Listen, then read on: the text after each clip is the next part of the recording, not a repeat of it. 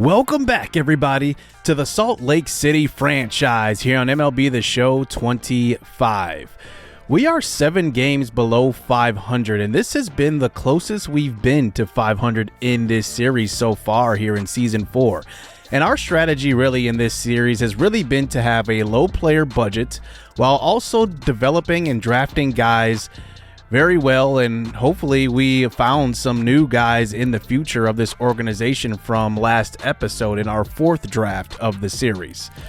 We definitely have some things to think about in the future as we approach the trade deadline. Brandon Woodruff is aging, and he is a guy that is a trade candidate, and he is on the trade block right now, and a guy we can consider trading away and really building towards the future.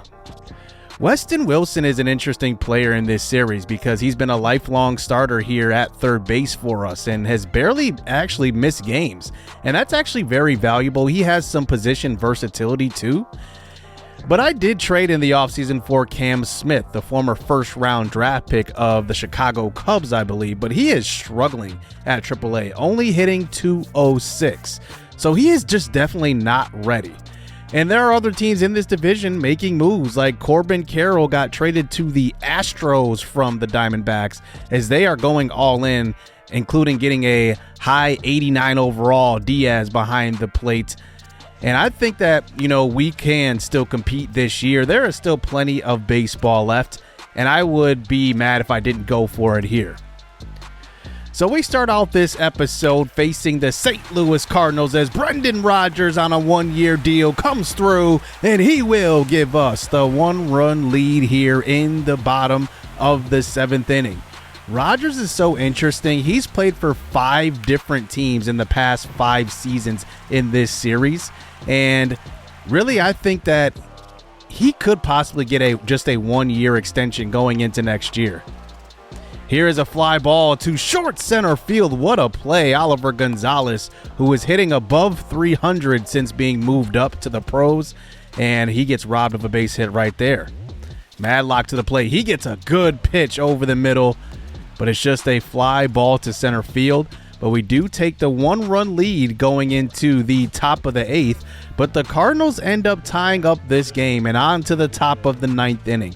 This is a position we've been in quite a bit in this series, and we have not been good at closing out games. So we bring in Trent Thornton here as it is a tie ball game. Here is a deep shot to left field. Jose Barrero off of the wall. It scores 1, and it looks like it will hold the runners up here at 2nd and 3rd. But the Cardinals will take the 1-run lead here in the 9th inning. Victor Scott now to the plate now, and Trent Thornton does get out of this one. But now we are behind by 1. We'll see what our offense can do. Can our offense come up with a clutch moment as we chase a potential wild card spot? Jesus Sanchez comes through on a 0-2 pitch and ties it up in the 9th.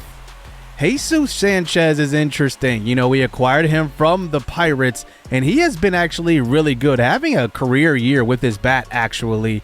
And he's just a 1-year rental. I have no plans to sign him long-term, but he has been really, really good for us, giving us a nice boost to this lineup. So now in a 3-3 game here in the bottom of the 9th inning, Oliver Gonzalez strikes out. And that brings up Terrence Madlock, who has been hitting the ball extremely well since returning from injury. He gets a pitch up. He misses on that one and then gets fooled on the inside slider. Sometimes MLB The Show will just have you really, really anxious when swinging, and that was just a bad pitch to wave at. Here is Giancarlo Stanton now. The St. Louis Cardinals end up getting 1 run in the 10th. And now we have runners on 1st and 2nd. And here is the 18-year-old Elvis Esparza. Average at .234. He's had some clutch moments this year. This time he's late on that inside fastball down the left field line, and it is going to be caught in foul territory. And now it comes down to Sal Frelick, who has been hitting extremely well since acquiring him a couple of episodes ago, and he gets a nice pitch right over the middle of the plate, but it's just a hard ground ball too short, and the Cardinals come into our building and they take care of business here in a close 5-4 game. We have been a lot better in these close situations, but we are probably still not there yet. and I'm still really happy about the progress of our bullpen. That's actually been a pretty strong suit of ours here in this series so far. So on to signing the draft picks, and this has really been the first time that, I was really anxious to sign our number one pick. I got to make sure we sign Johnny Francisco. It's usually not that hard to end up signing these guys, but sometimes the game makes it a little difficult. The Brewers make a huge trade, and this is just so funny, and I wanted to point this out because the Brewers have now acquired Byron Buxton, another outfielder. And look at the Twins. They are just in a straight rebuild. Remember last year, they ended up trading with the Brewers. This same exact scenario here where Wilson Contreras was going to be a free agent and the Twins traded for him. But now it's the opposite. The Brewers are trading for a guy that will be a free agent this offseason. So back to signing picks, and Johnny Francisco still will not agree to a contract, but the MLB level, we are actually doing really good here in the middle of the month of July. We end up getting a nice win there, 3-0, and going back to signing draft picks. Derek Sinecor, I moved up to the number 1 spot here because his motivation is really low. And finally, Johnny Francisco, after 3 attempts, will sign with the team. You can just see his potential, and overall, we will reveal that later in this episode. But it's good to see him signing, and now we have possibly a really good pitcher in the future of this series. Now we are up by 1 here on the road versus the Rays, and Oliver Gonzalez having an 0-for-3 day, but he's been on a huge hit streak in this series, and he's had a couple of these so far. That one was almost fair. 0-1 pitch, another off-speed pitch. He goes on the right field line again, and that one is foul. So 2 pitches fanned into foul territory, and now with a runner on second base, an 0-2 pitch, inside slider, brings it to a 1-2 count, and thought that was going to be an off-speed pitch right there. We swung at one way out of the zone, and his hit streak will come to an end, but the Swarm do end up winning versus the Rays 2-1 on the road. Johnny Hood had an absolutely awful start to this year. He started like 0-8, but now he's up to 3-9. So at least he's getting, a lot better as the season goes on. So we are winning a lot of games, and we did go on a little bit of a losing streak, but Derek Sinecor does end up signing with us, and this was a guy I really liked because of his high floor. Not a high ceiling, but a very high floor. And I like guys that can contribute right away, even if it means they're not going to be like 95 potential. Like, it's just not realistic. You're going to draft a bunch of those guys. But we do get a few wins here at the end of the month. We are sticking around this 500 mark. A few games below at this point, 8 games below at 51-59. But now we face the Baltimore Orioles here on the road, and these are the tough games we have to be able to finish. A 1-run game, Mariano Castro on the mound, and this is a fly ball to right center field. Adley Rutschman will fly out to Alek Thomas in center field, and on to the bottom of the 9th. Can Castro get us a victory here with a runner on first base? Jackson Holliday lays one down, but it's very hard right back at Mariano Castro, and that's just a bad sacrifice, and we get the force out at second. But Jackson Holliday can run, so he's got 94 speed at first. He won't take off on this pitch, but a ground ball to Esparza, and Esparza across his body goes to first smartly with that play. And that brings up TJ Friedl to the plate now, pitch in the dirt. And Jackson Holliday with that 94 speed will make it to third. So a base hit will tie this ball game up. And now a 2-2 pitch to Friedl, and he will swing and miss at the low slider. And Salt Lake City gets another win. And that propels us to an interesting trade deadline now at the end of the month, as we are competing and we are winning these close games. Now the question is, what type of moves do we make at the deadline? We are 52-59 now on a 2-game win streak. We are 7-3 in the last 10. And I like to look at the last 10 of all the teams ahead of us. And a lot of those teams are still winning games too. So we got to really stay consistent here. We have Baltimore one more game, but this series right here, this Arizona series, is going to be crucial. And then we play them the following week in a 3-game set, and the Diamondbacks right now own that final wild card spot. So we really need to make moves to compete with them. Now, one thing to keep in mind is that this next year's free agent class going into this offseason is absolutely loaded, led by Ronald Acuna Jr., who will surely hit free agency, hopefully does not sign with the Dodgers. But I decided to offer a trade just to see what it would be to get him. And look at this. Our 3 youngest and best players, they won't even accept that, which is pretty funny. I had to try that one out. But there are other free agents coming into this offseason. Randy Arozarena. O'Neal Cruz will also be a free agent. He's going to demand big money. So we really need to think about clearing up some future money in order to contend in the future. And let's just be honest and be realistic. These players that I have here and I'm flashing are all going to be free agents, but we need to have a lot of money to at least get one of these guys. And this is just a fraction of the guys. This free agent class is going to be one of the most loaded. Actually, it's going to be the most loaded class we're going to see in this entire series. One guy I really like going into this free agency is Royce Lewis, a big-time third baseman who can hit 40 home runs.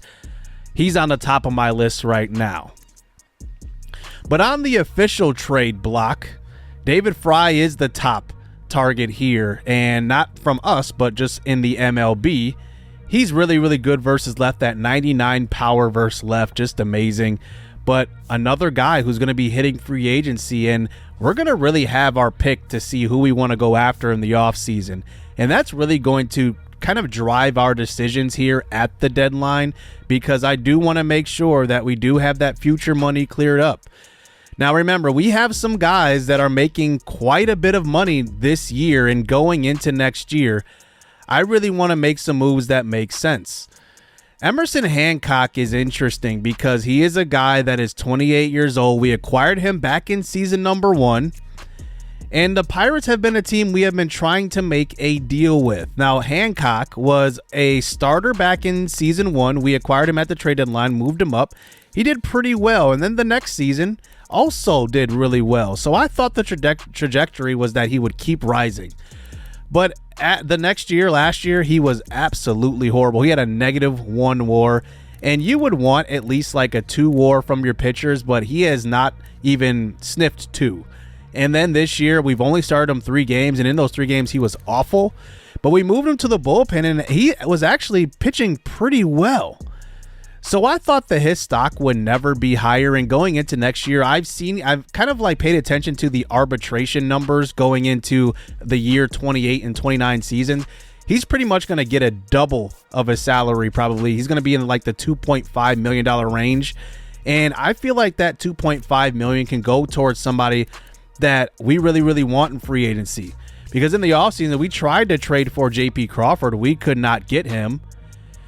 But then, there's another guy here that's kind of buried in their depth chart, and it's Bryce Matthews. I thought that Matthews was super interesting out of Nebraska when he was drafted. He had a very, good skill set. He was fast. He had a really good defensive ability, and he also can hit pretty well too. Now, at AAA, he's hitting 300.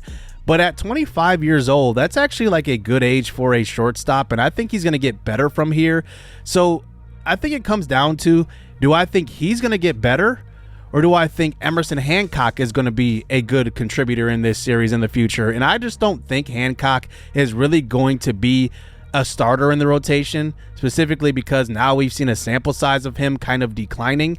Even though his overall is going up, I still think that, we need to shore up some middle infield. Bob Engel, really good player in the future, but terrible defensively. So we will make this trade, and we will acquire Bryce Matthews to be a middle infielder. Not saying he's going to be our starter in the long term, but I need options going forward. The next trade I will be facilitating here is letting go of Weston Wilson. The problem with Weston Wilson is that he is 33 going into age 34. He is declining at this point, and I think this is kind of where we're going to get the most for him. And I need to make sure I have some good bullpen arms. Now, we just got rid of Emerson Hancock, but why not get somebody who is 8 years younger and has still a lot of growth to go? Kevin Huber's potential is actually 78, actually 79. I looked at it, and he's really good. Now at AAA, he's not having the greatest season, but he already has MLB experience. He was drafted in the 3rd round back in season 1. I think this is just good value for aging Weston Wilson, and we get a nice bullpen arm to kind of replace what we just traded away in Emerson Hancock. And who knows, Hancock may just be having a one-time season where he's doing this well, and that may be it. But we have a hole in the infield, so I decide to actually claim Chris Bryant. Now, this is not a move to make Chris Bryant the starter. He is definitely going to be our bench third baseman and only come in pinch hit situations or to give our starters a rest. This is not a, we need Chris Bryant type of move. And he's only making like less than $1 million at this point in his career. So it's just a nice depth guy that we have in our organization. And obviously will be just a bench guy. But this is what the lineup will look like. I'm going to play Bryce Matthews at the MLB spot right away just to get him some playing time. And Brandon Woodruff will stick around. He's going to be hitting free agency. I know that he is declining, but he's having a career year. And if I'm going to make a run at the playoffs, I think he's going to be a crucial part. And Kevin Huber will go into our bullpen, and hopefully will end up being a really good acquisition. So here at the top of the month of July, we face the Baltimore Orioles. This game down 5-0, but we're going to player lock here with Bryce Matthews. He still has his minor league number. I will change that to 14. That was his college number. But you can just see he does add a little bit more defense at short than Esparza gave us. Esparza was a really good fielder. His arm was terrible, though, so I move him over to third. And Bryce Matthews hopefully will develop that bat a little bit. And if he does struggle here at the MLB level, I will be moving him down. I think right now we just want the best output that we can get at that shortstop position, especially defensively, because we're going to be in these close games. We're going to need some good defensive plays. We have already improved the outfield with Sal Frelick, and hopefully Bryce Matthews can improve the infield with his glove. So 0 for 2 at this point in his debut here with Salt Lake, but now with the runner on first, this is a hit-and-run situation, and he comes through, and he hits one to the right center gap. Hopefully he can hit very well in situations. I'm not expecting him to, hit 300 or anything like that. I really just want him to be kind of a defensive middle infielder who can contribute in that manner. And I kind of know what he is. Like, he's not going to be a guy that's probably going to be a high upside bat, but he's going to be a guy that can help out in the field, and that's something that we don't really have right now in the infield at all. Like, we have one of the worst fielding infields in the MLB at this point. So really just acquiring him is really shoring that up. And if his bat comes around, I think that's just an added bonus at this point. So now here he is facing the Cincinnati Reds. Chase Burns on the mound, fly ball down the right field line. That will be caught. And I will have to get used to his swing. Everybody has like a pretty distinct swing on this team. But here's a fly ball to center field. And hopefully that bat does come around. But like I said, if he does start to struggle very mightily, I will have to obviously move him down. But I do like this move. And obviously replacing him, Emerson Hancock in the bullpen with Huber will actually be a move that will pay off too. So after those player lock games, Josh Hader gets acquired by the Pirates. So we just traded Hancock to the Pirates. They are doubling down on this pitching. And the crazy thing is, just look at what the Astros get back. They get back a 57 overall outfielder in Herbert Milton, 23 years old, but a potential. And then Mitch Jeb. So it takes an A and a C to get one of the best relievers or closers in the game. So now let's look at our draft picks from last episode. And here are the ratings revealed. Johnny Francisco highlights this class with a 94 potential. Syndergaard behind him with 77. Patrick Burkett with 75. And we will look at these guys in depth. Johnny Francisco, 94 potential, 79 overall. He fell to us in the draft. A little luck involved, but I will take it. But man, he is good. And he's going to be a contributor. I don't know if he's going to go straight to the majors, but he's definitely got the skill to do it more than likely. We'll probably have him at AAA to start out his career. Derek Sinecor, I really like what I see here. A good fielder. His arm is probably terrible and probably never going to be good, but can run. He's got a high clutch rating at 78. That's exactly what you want. And this is a guy that could contribute pretty early in his career at the MLB level. I just really like that pick as well.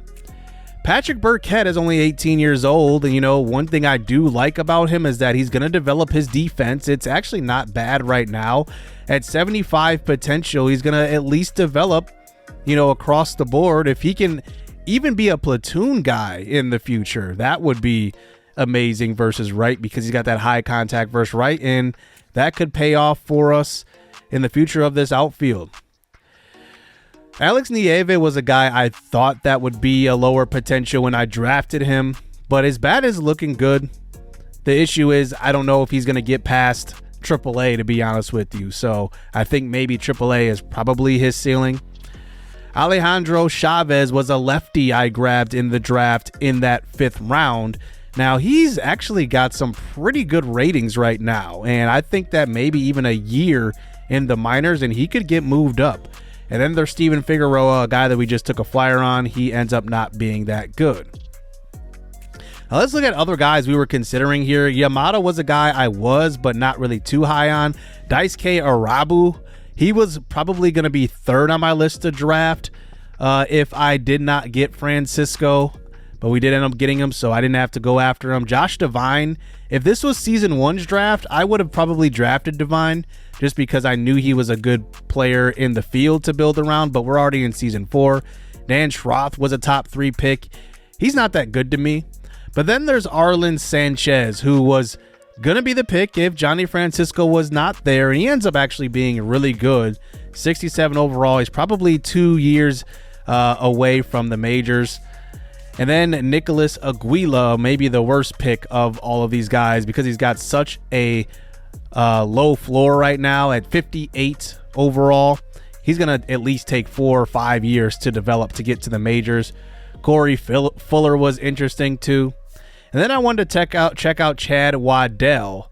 19 years old. I knew he was going to be a high floor guy with a high overall, and he is really good as a hitter. And he's also got a really good arm, so he could play third base, to be honest with you. Maybe not the greatest of fielders. And I'm going to go ahead and, when I have the ability to edit his ratings, I'm going to edit his potential to equal 72. But we get some bad news after getting through a couple of games here in the month of August. Jesus Sanchez, broken leg, out 2 to 3 months. And that was at the tail end of a losing streak to start the month. And Sanchez will be a free agent. That makes it even worse. I mean, we get about maybe 50 games worth of his production, and then that's it. He's going to be done with us. So that definitely sucks. But here comes Luis Lara back in the starting lineup. I mean, he's going to pick up right where he left off before his injury, and hopefully he can contribute and really make up for that big bat that we just lost in, Jesus Sanchez, especially versus right-handed pitching. He was tearing it up versus right-handed pitching this year. We decided to move up Max Murphy to kind of replace an outfield spots, but now we get through the beginning of the month of August. The Swarm end up winning the next 3 games versus the Boston Red Sox, 8-6, 7-3, and 3-0. So we are winning close games. We are putting up runs. Our offense has been productive, especially the top 4 in our lineup. But the CPU, I don't know why they do this, but they move around your lineup sometimes. And now we're in a situation here up 5-1 on the Seattle Mariners. Now, Madlock has had 2 home runs in this game. I decided to jump into this just to see if I can hit the third because Madlock is just an animal. He's hitting .289. He gets a pitch right over the middle. Good timing, but just a fly ball. Just missed it. And that is going to be a fly out to center field. But he's going to get one more opportunity here in the top of the 9th inning. Still a 5-1 game. As you can just see, man, we are doing well here. But a chopper up the middle. And it will be a ground ball out. But Madlock has 2 home runs in this one. But I will take it because the Swarm end up winning this game 5-2.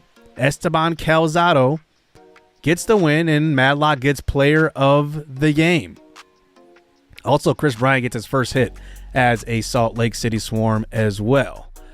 But we end up winning the next 3, including a 10-2 victory for Kevin Hopp, and we are now on a 6-game winning streak.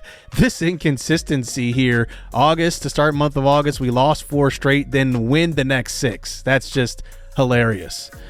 So now we go up against the Arizona Diamondbacks. They are 62-59, and we are currently 6 games back from them for that final wild card spot. So in game 1, we end up putting Brandon Woodruff on the mound and decide to do a quick manage here. So Woodruff is having a really good season in my opinion, but here in this one, not the greatest of starts. He gives up a few runs in the second, and now we have ourselves in a 5-run hole.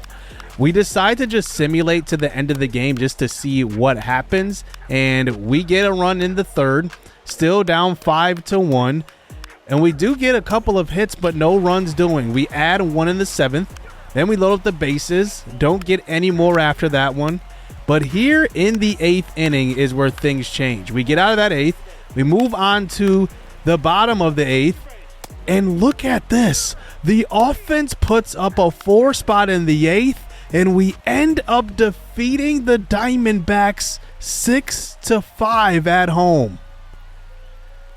Wow. A crazy comeback right there late in the game. We end up getting 11 hits to their 10, and we start out that 3-game set with a 6-5 victory. We do end up dropping the next game in a 4-1 loss, and it looks like the offense was just probably exhausted from the game before. But then we bounce back with a nice 3-2 victory in the next game. And in this one, Fritz De La Cruz went 3 for 4, did not drive in any runs, but did score a run. But we end up, really making a statement here to start the month of August. And you can just see the averages keep creeping up. We are hitting a lot better as a team. We are up to 23rd in average, 22nd in runs, and we are close to being top 20 at this point. And now we go into a crucial series on the road versus San Diego, where, not saying it's going to happen, but a 4-game sweep gets us to 500 before that crucial Arizona series on the road. And I think that this team is poised to do something special here. I don't know if it's going to happen, but I think we are going to be a very good team in this last month and a half. What do we have to lose at this point? And that is the big thing. We are a young team still. We are technically rebuilding, but I think we can make some noise, especially, building our team the way we are. I think we're going to surprise some people. So let me know what you guys think this next month and a half. Do you think we can make a run, or do you think that it's probably going to catch up with us? Or is the luck going to run out? We'll see. Hit subscribe, hit that like button. I hope you guys enjoyed this episode. In next episode, I want to focus on that Arizona series because I know that's a crucial rivalry series, and they also have that wild card spot. So stay tuned. Let's get it. Let's go.